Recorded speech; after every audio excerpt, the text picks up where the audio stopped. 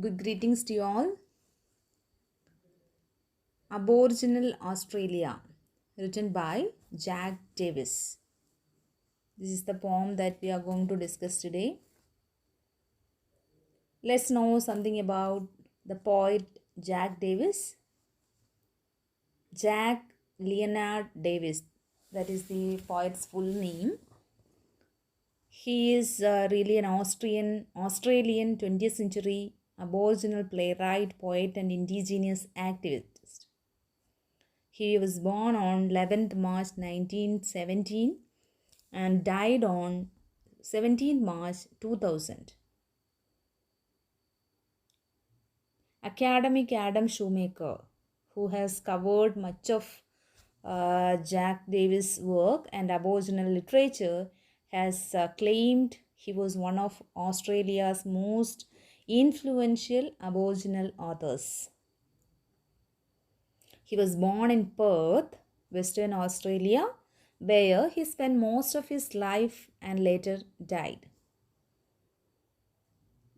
He identified with the Western Australian Noongar tribe, also spelled Noongar, and he included some of this language into his plays. In conjunction with Davis' use of his native language, academics have inferred that his work includes themes of aboriginality and aboriginalism.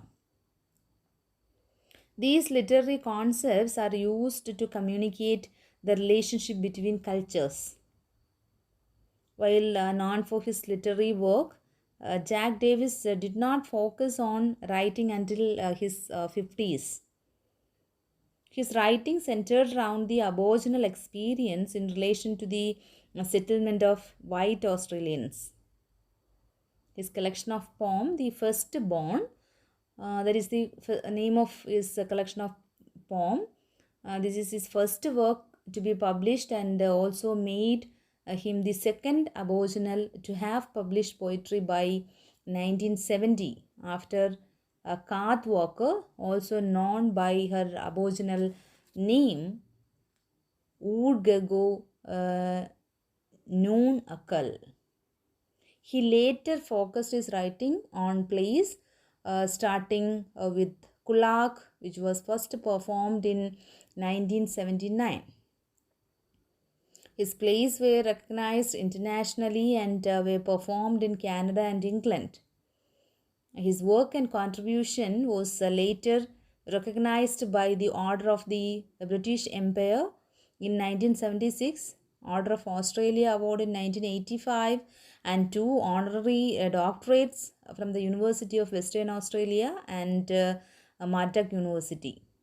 His work today is now included in many Australian school syllabuses for children to read and discuss. Now over to the poem Aboriginal Australia.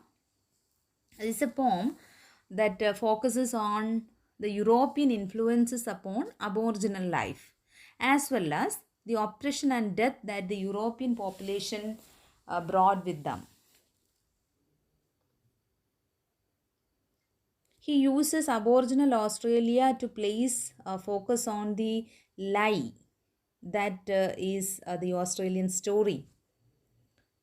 Davis uses an openly depressed tone to display the hardship that his ancestors faced dealing with the arrival of the European settlers.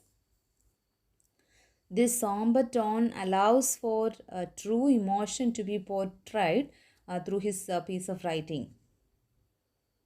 So Davis' key idea is links well to the blog's overall theme, as it displays a race's inability to comprehend the culture of another, resulting in violence and a sense of mutual disrespect that has lasted for over 200 years. Davis uses multiple historical references, which will be extremely obscure to all but the most knowledgeable historian. He mentions the Irakala people creator of the Bark Petition for Aboriginal Land and Rights, the Lake George Hills incident, a battle with the Aboriginal people over a freshwater lake, and McLarty's Run, a reference to the massacre of an Aboriginal tribe as they fled from battle. These obscure references implore the audience to find more about the bloody foundation that the modern Australia is built upon, rather than have it forgotten. So David also uses the juxtaposition of certain lines to create clear contrast in how the indigenous Australians initially felt about the European settlers to how the settlers treated the Aboriginals.